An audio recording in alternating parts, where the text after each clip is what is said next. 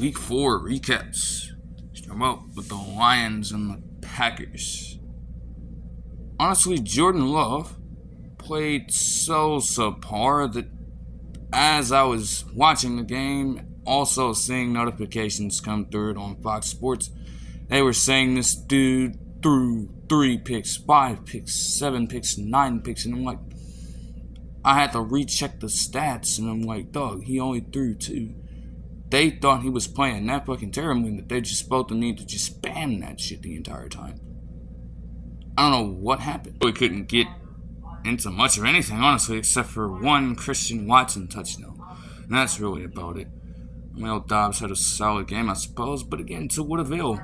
You were down by 24 points at half. Defensive side for the Packers, a 19 tackle performance by Quay Walker isn't bad, but why does this dude always seem to do some stupid shit against the Packers in a loss? Or the Lions in a loss, rather. This dude tried to leverage himself over the O-line, over the snapper, from the fucking side. Like, who do you think you are exactly? That shit wasn't gonna work, and it ended up not getting you much of anywhere. On the other hand, Jared Goff didn't really have to do too much, whereas David Montgomery just stole every single red zone touchdown you could think of from Jahmyr Gibbs.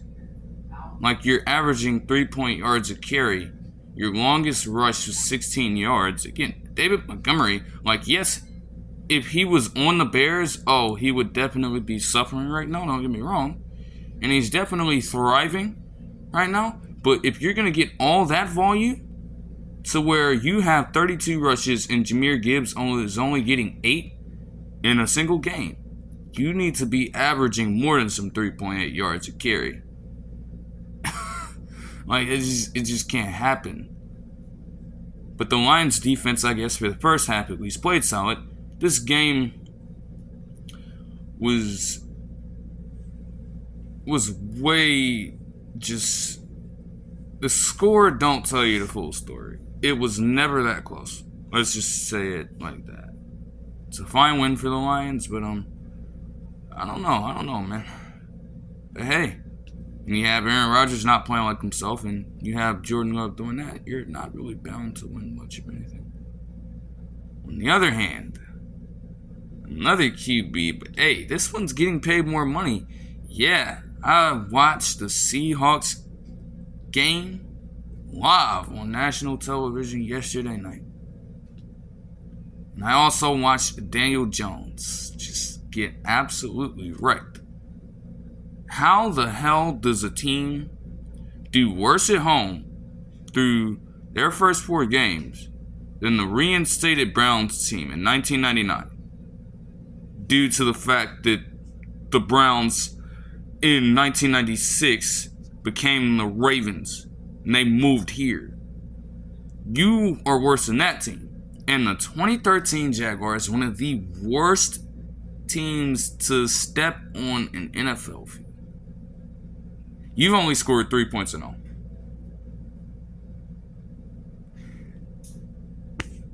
I don't know what to say. Now, Seattle's rushing defense coming into this game. Yes, the passing defense, you allowed Andy Dalton to get a whole bunch of yards. Garbage yardage, but he got a crazy game statistically last game. You've been giving up close to 30 points per game. But the run defense from Seattle has been one of the top rushing defenses this season.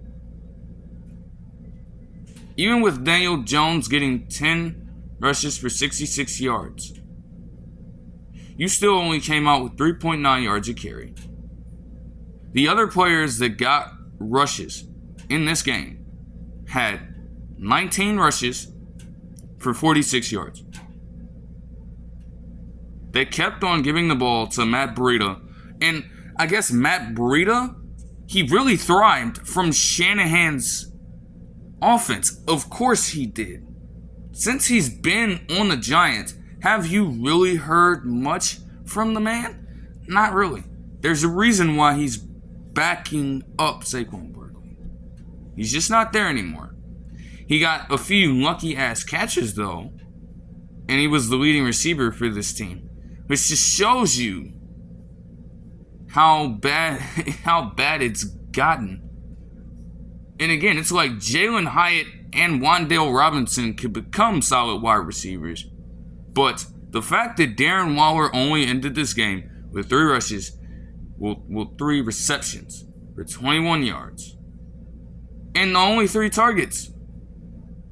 At a point, he only had a reception for 5 yards. And it's like, you go out there, you get Darren Waller for Daniel Jones, yet you aren't utilizing him how you should.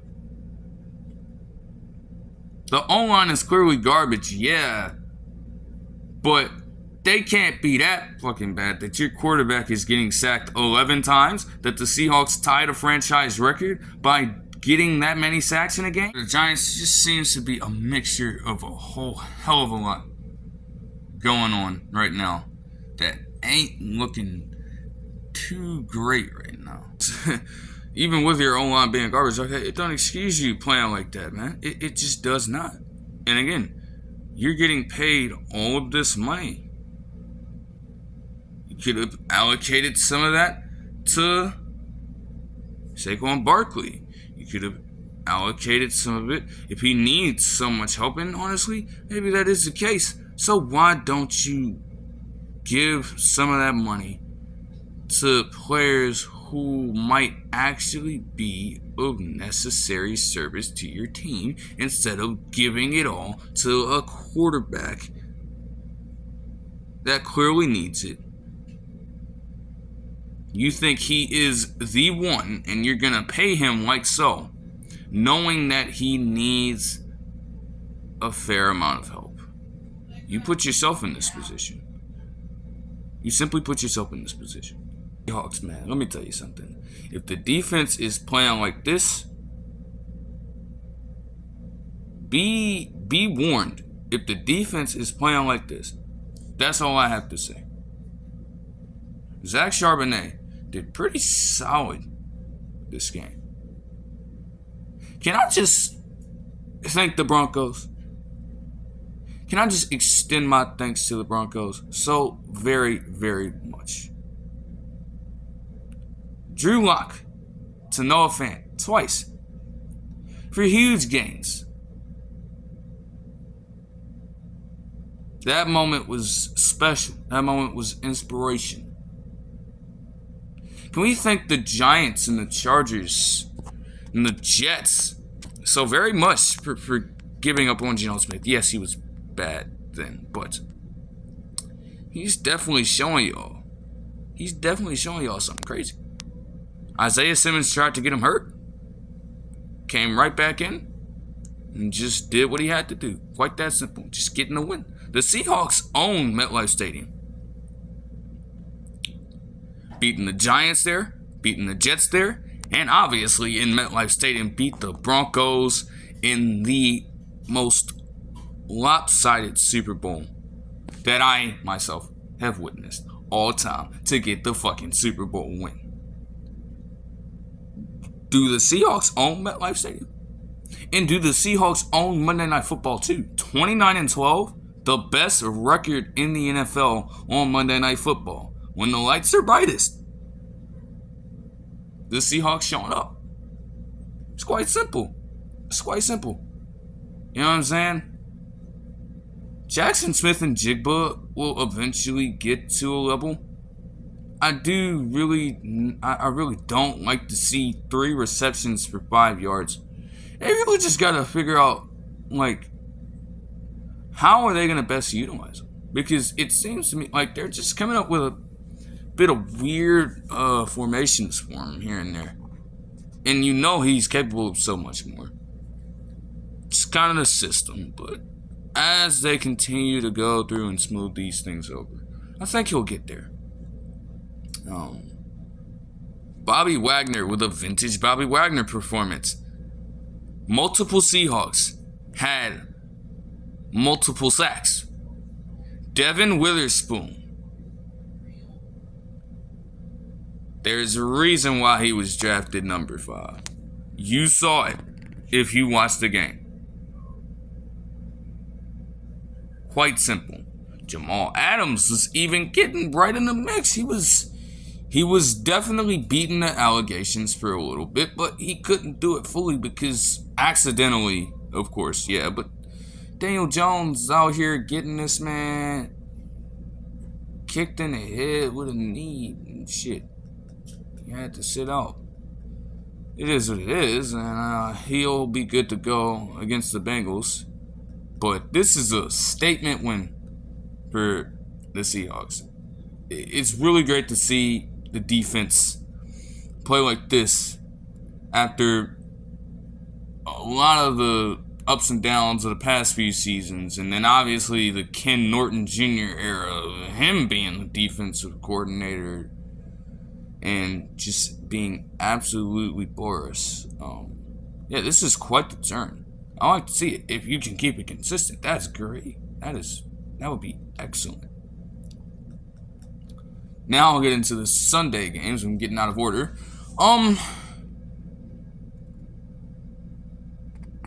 The Chiefs are 2-0 with a certain person in play.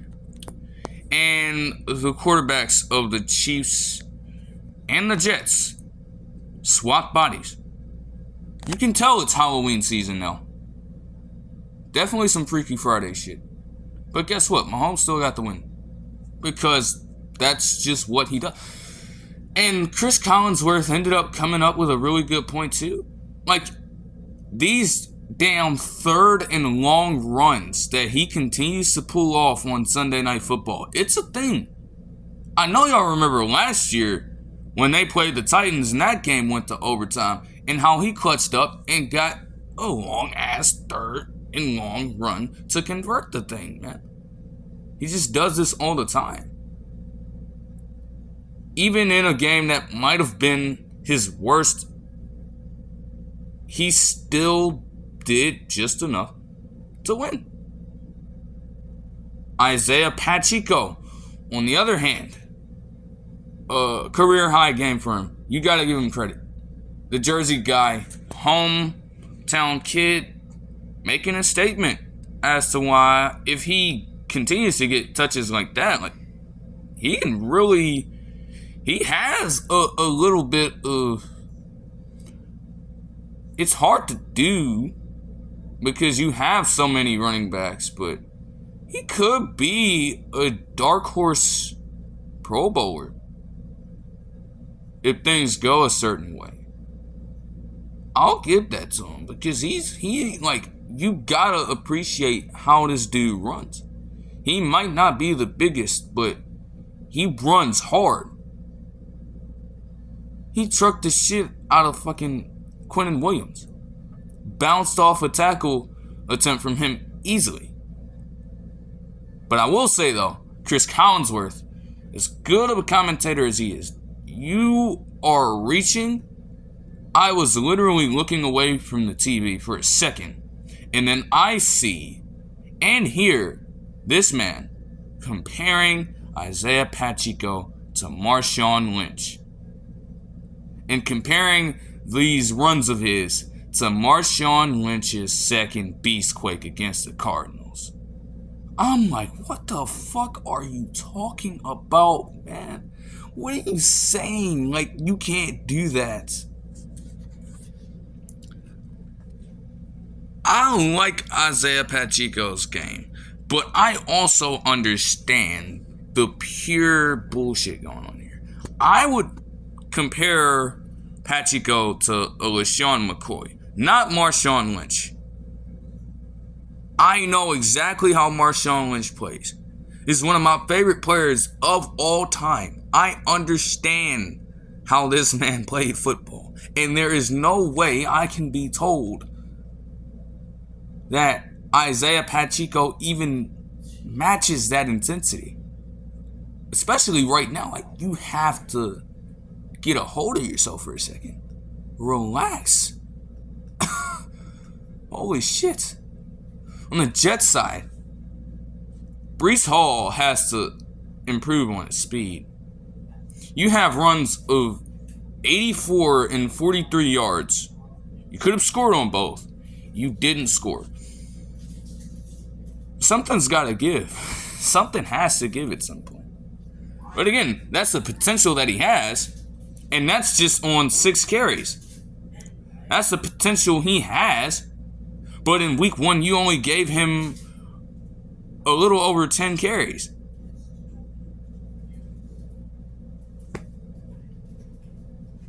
Zach Wilson, credit to him, he actually had what I would consider, and what many people would consider, his best performance.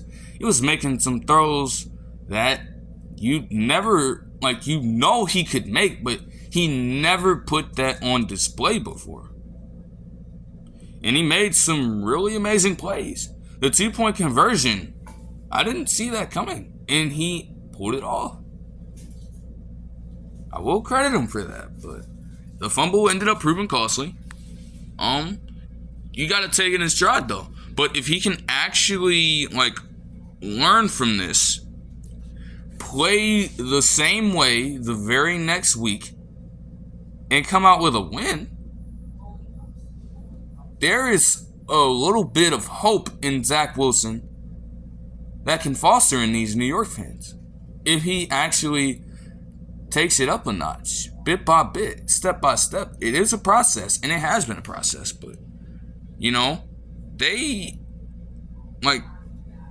Aaron Rodgers, yes, Aaron Rodgers is a person that the people truly want, and they truly wanted him there. They only got 4 plays of him, but you are going to still be the next man up, considering everything that's going on right now. So you've got to continue to just make some noise, man. Let them know why they drafted you where they drafted you at. You have to prove that you're a franchise quarterback. Falcons, Jaguars in London. I mean, is there really much to talk about here other than Desmond Ridder just not being very good? Kyle Pitts not really getting the ball a whole ton. Drake London not getting the ball a whole ton. How is Jonnu Smith your leading wide receiver? How is B. John Robinson your next? How is Kadero Hodge getting multiple looks? Even if he did just get 2 catches. You were looking his way more than you were looking for Kyle Pitts. Cordero Patterson did not record a single stat. He only played 7 snaps. What has got to give here? If you're the Falcons. I'm serious. I really don't know. And your defense, honestly, did okay. Because on the Jaguars side of things, Calvin really got his revenge. Sure. But outside of the first half, y'all ain't do much of anything. Y'all didn't do much of anything. To be quite honest. You were held in check. Pretty nicely, might I add. Travis Etienne's longest run was 7 yards.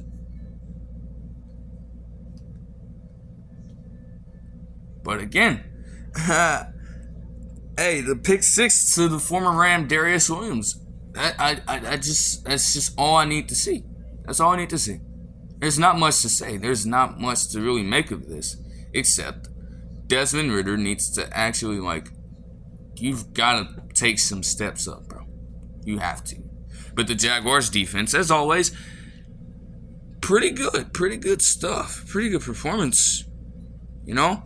Because even if your offense tailed off, well, there's still a whole bunch of time left in the game. And the Falcons could have done a whole bunch. But no, not on the Jaguars to watch. Not on Andre Sisco's watch. So, credit to them. Commanders, Eagles. What a game from Sam Howell. What a bounce back game from Sam Howell, might I add.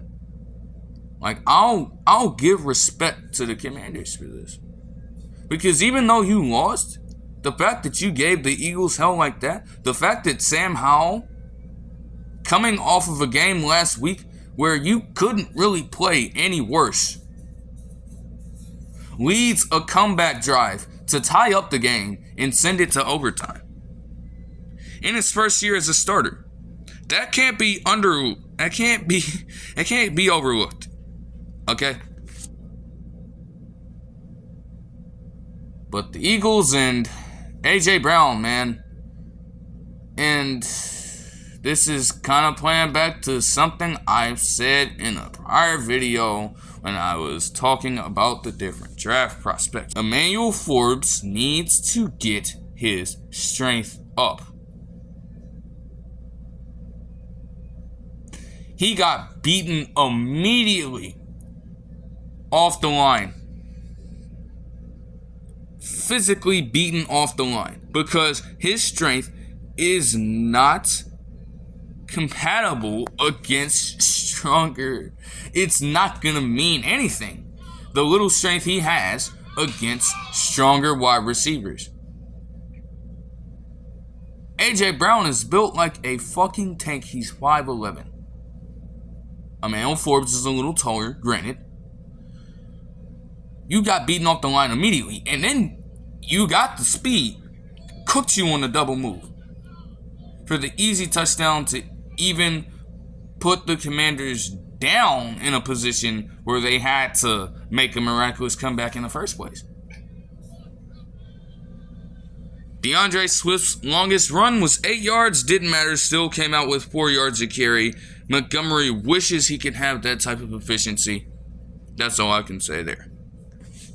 Devontae Smith, on the other hand, I don't know how this dude does it, man.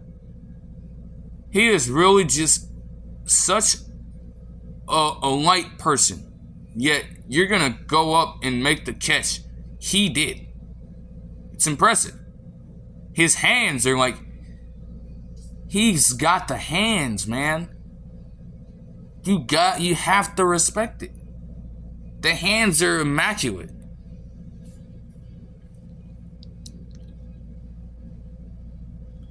He's a bit like Tyler Lockett and Larry Fitzgerald in that regard. When it comes to the hands. Like, you know if you throw it his way and it's actually going to get there, no matter who's around him, he's going to find a way to catch it. Just a dog. You have to respect it. The Bucks and Saints, I don't know how you're letting Baker Mayfield play like this. I swear I don't, okay? I don't get it. Because your run game is still shit. Even if you got 114 yards, I don't care. You're still not a good team in the run game. Real talk. Chris Godwin had a hell of a game, though. I will say that. Hell of a game by him. It's actually insane. But outside of that, the defense is pretty good. They're pretty good. And they have been for bits of time. But I can also chalk this up to complete ineptitude on the Saints side. How the fuck do you go 23 of 37 for 127 yards? Derek Carr. As much of a stat patter as Derek Carr can be, what the fuck is this? What the hell is this? Just, what is this? Okay?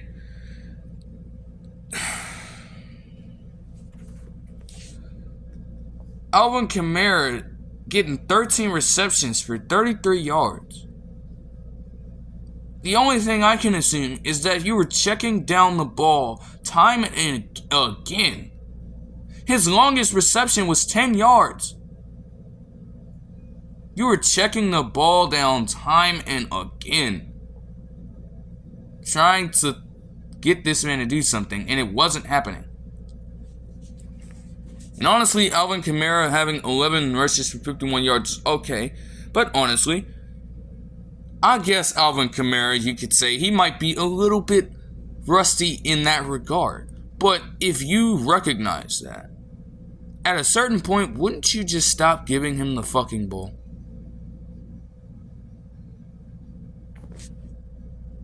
Derek Carr's answer to that question was simply no. And that's what you fucking get. Saints defense is good, but like, damn, they can only do so much. They can only do so much. Help them. Motherfucker. Help them. Help them. Seriously. This is a beg and plead for help. Help them. They fucking need it. You won't give it to them. Why is that? Joe Burrow, just continuing the streak of games, he's just playing absolutely pedestrian. Like, this is real. But again, the Bengals, hey, you gave them all that money. Now, it's not fully guaranteed, but you paid him. And what has he really done since then? So let that sink in. Okay? There ain't even much to talk about for the Bengals side, because what did you really do? For most of the game. What did you do? All you got was a 1 field goal from Evan McPherson, and that's it. Meanwhile, you got Ryan Tannehill outplaying you. You have Derrick Henry pulling off yet another jump pass for a touchdown on another team. I don't know how people continue to fall for it. You know that is a play that they'll come back to every now and then. You should be ready for it. But Derrick Henry had a great game overall. You'll take it. Tajay Spears, 2, in a backup role, 5 for 40. Ain't half bad. I think you'll take it. DeAndre Hopkins is doing okay. Yet, though, you got Westbrook Akina scoring the touchdown here. You have Chris Moore with a longer reception than DeAndre Hopkins could muster.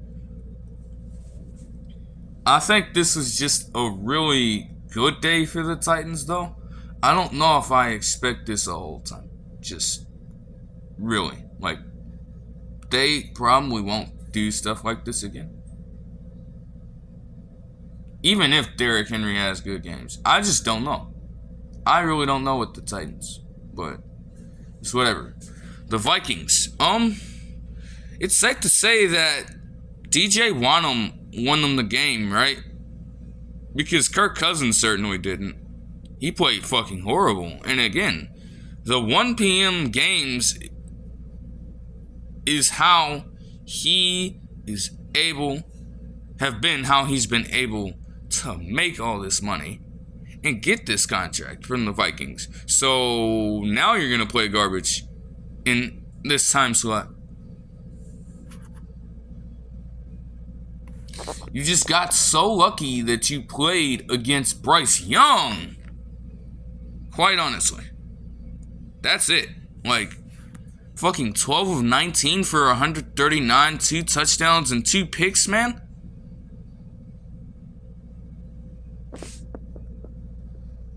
At least Justin Jefferson got multiple touchdowns this time, finally. Because some people do really have gripes with Justin Jefferson in the regard that he don't really get in the end zone much. I wonder why that is. But hey, a multiple touchdown performance from him, you'll take it. Just hung in there, and their defense definitely set the tone. Or tried to lay the foundation, lay the groundwork for them to actually compound on things.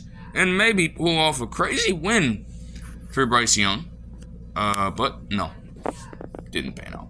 Rams, Colts, yet another game where I find myself impressed with a first-year starting quarterback finding a way to come back late to send it to overtime. But this wasn't just any comeback.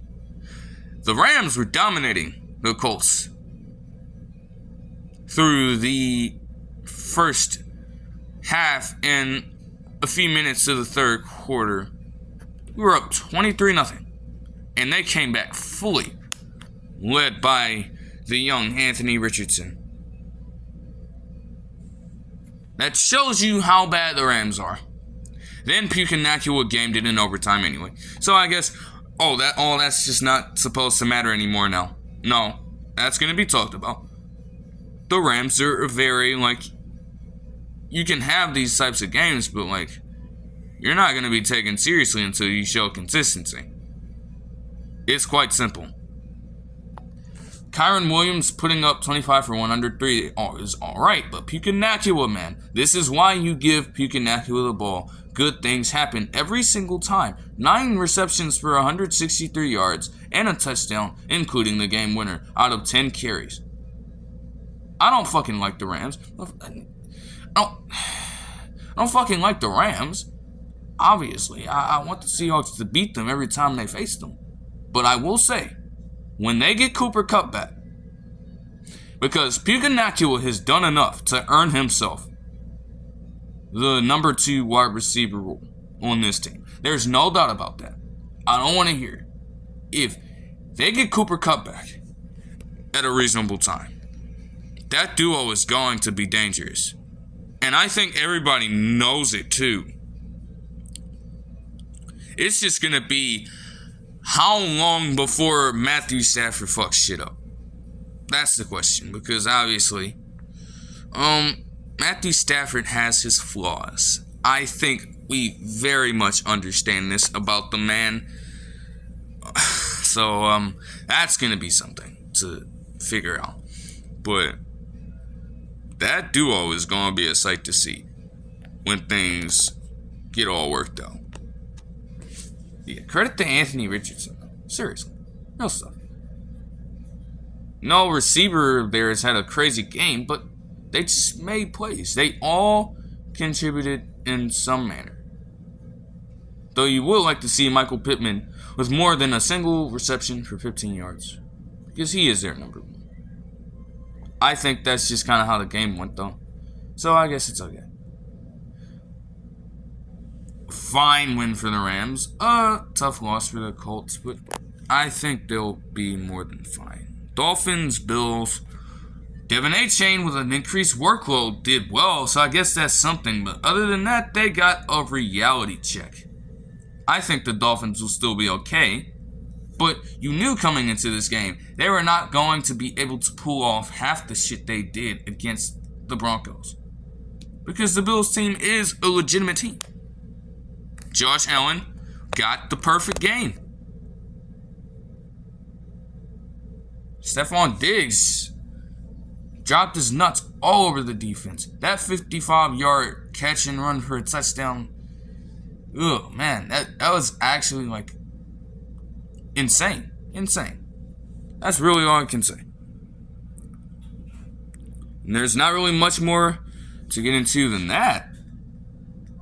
You know? Just a good old-fashioned ass whooping. You know? Dolphins will definitely shake back because I wonder who they find themselves playing next week. You know they're gonna win. They'll be okay. I wouldn't make too much of a deal out of that. Ravens, Browns. Hey. At least Darian Thompson-Robinson isn't doing the craziness, the madness off of the field. It's a high pressure situation for Dorian Thompson-Robinson to be thrown into his first NFL game and have to match up against a defense that is capable of so much in the Ravens when, 1, they're not injured, and 2, they're not getting in their own way with bullshit penalties and playing undisciplined football. You knew their run game was going to regress. You knew at some point they were going to be fucking screwed by not having Nick Chubb back there. Because, obviously, with Nick Chubb's dominance and efficiency, he's getting the volume and he's making the most out of every single carry. You lose a lot of that here. But it does hurt you when you finish with 25 rushes for 93 total yards and you understand that Elijah Moore's ass, for whatever reason, tried to pull off some college football style shit. Like he was back there for a punt return and he was getting swarmed by the defense and he tried to zigzag his way all around the field and run diagonally from sideline to sideline. Like you were fucking Deshaun Jackson or something. Or college football kick returner. And you're not. You aren't that fast. I don't know why he tried to do that. That confused me a hell of a lot. I'm not gonna lie. I really did not understand that. Again, the Browns defense is good. They're legit, but they can only help you so much. And especially in a case like this. Now, Deshaun Watson's injury is apparently more impactful than they were led to believe. And he could be out for more time. I think as Dorian Thompson-Robinson eases into things, he won't have a game this incredibly bad. You know, that's just kind of how things are set up. Lamar Jackson, on the other hand, this is a typical Lamar Jackson game that you kind of want. You know, like he can throw the ball, but to see Lamar Jackson get anywhere near 40 passes is when you know that you're doing something wrong. Okay?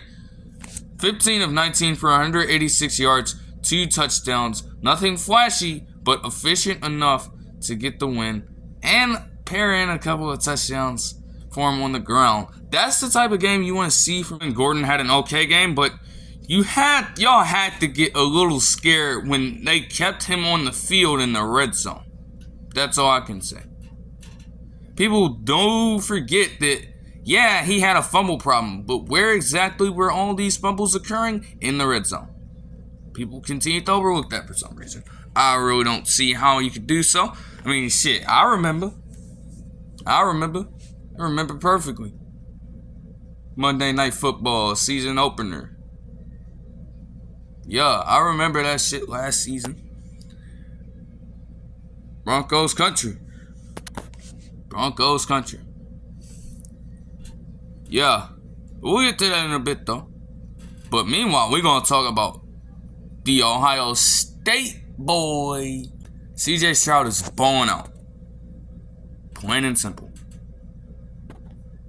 16 of 30 for 306 and 2 touchdowns.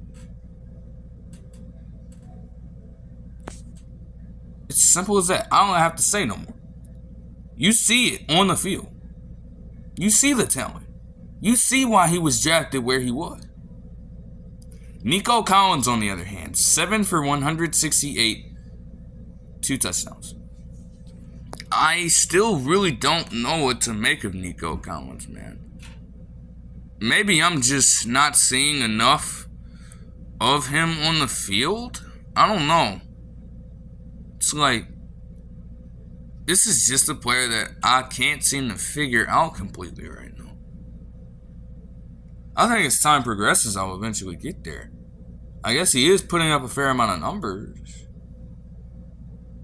And him and Tank Dell, I guess if they both are legitimately great receivers for the Texan system, could potentially be a dangerous duo. I'm not going to go too far. But, hey, that could be something. You never know. Meanwhile, on the other hand, Matt Canada.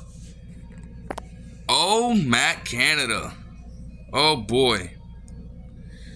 They got to fire this man.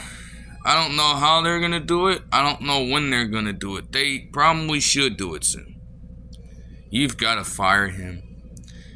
Hey, at least Najee Harris averaged 5.1 yards a carry in this game. So there's that. There's a minor victory there. Congrats. And a 32-yard reception. A single 32-yard reception to completely inflate that total yards from scrimmage. The 2 running backs were their leading receivers and combined for 58 yards on 7 receptions.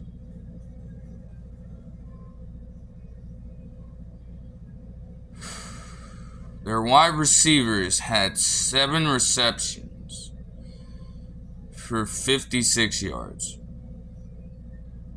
Their tight ends had 4 receptions for 17. Something's got to give, man. Something has to give. The Steelers defense, another team that has a great defense. They can only help you so much.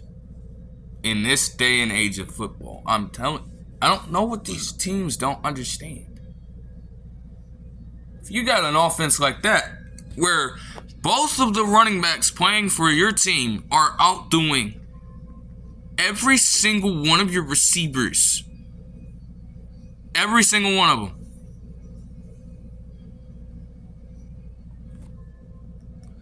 man, it's horrifyingly bad. Broncos Bears. Justin Fields played a great game up until when it mattered the most, I suppose. But one day it should come through. I truly believe that. It's just like, holy shit, dude. And then again, the Bears, the very next week, in a few days, have to face the Commanders again on Thursday Night Football. If you don't remember the Bears-Commanders Thursday Night Football game to open the season last season, it's probably because you fucking forgot, because it was fucking terrible. One of the sloppiest games of football to open up the fucking season. And it ended in complete controversy. The only excitement in that game. And you're going to run it back again. I don't understand that. But getting back to this game. Hey, you got to credit Russell Wilson. No longer am I going to allow the slander that gets thrown this man's way anymore. I'm not having it. There is why he's getting paid all of this money, okay? Raiders and Chargers.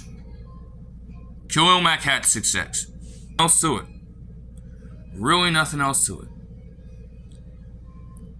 They want to run Josh Jacobs into the ground so bad. 17 rushes. What the fuck? For 58 yards and only 3.4 yards a carry. Y'all definitely don't want to pay this man. But 8 for 81 yards. I wonder why that is. Because you know Jimmy Garoppolo would never do such a thing.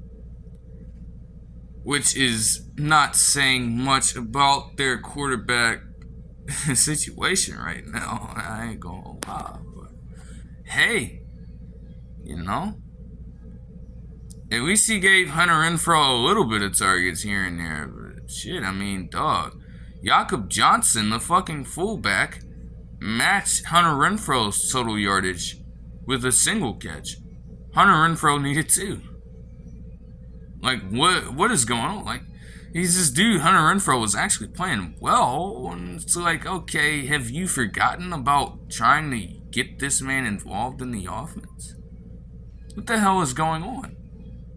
In no universe should Amir Abdullah, a player that, for whatever reason, is still a member of the NFL, in this current day.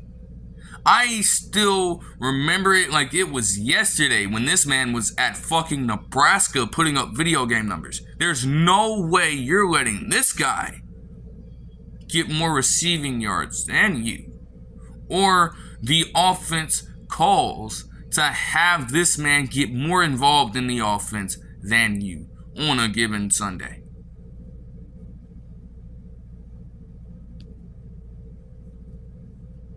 Pats Cowboys.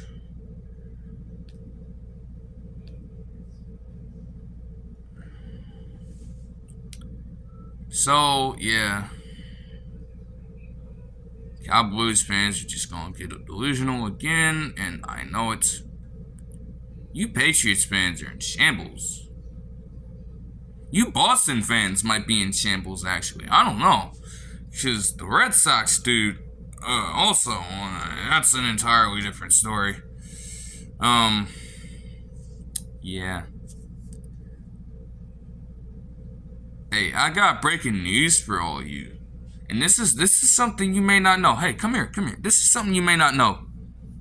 Mac Jones is not a franchise quarterback. Oh, wow! Oh my gosh!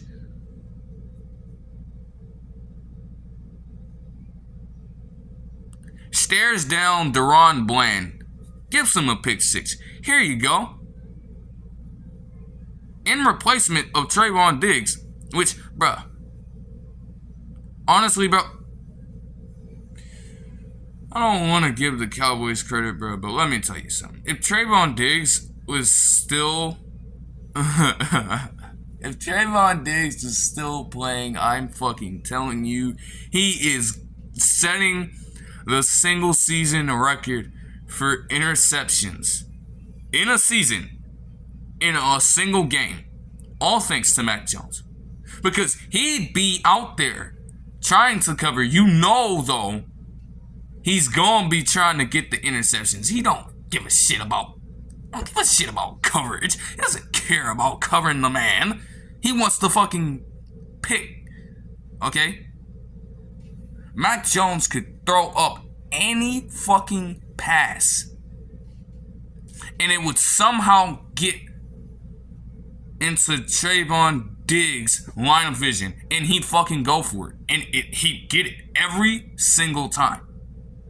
That is how bad some of these passes were from Mac Jones. You could throw up literally anything, and your receiver ain't gonna get it. You're serving up interceptions on a silver platter. Cowboys actually dropped a hell of a lot of picks from what I saw. This could have been the next Nathan Peterman game. And then some. The one play by fucking Demario Douglas, fucking spinning, breaking the shit out of Donovan Wilson's ankles. Nothing else happened from there. Actually pissed off for Bill Belichick. How dare you? How dare you do this to one of the greatest coaches, if not the greatest coach in NFL history? How dare you put that bullshit out there on the field, man?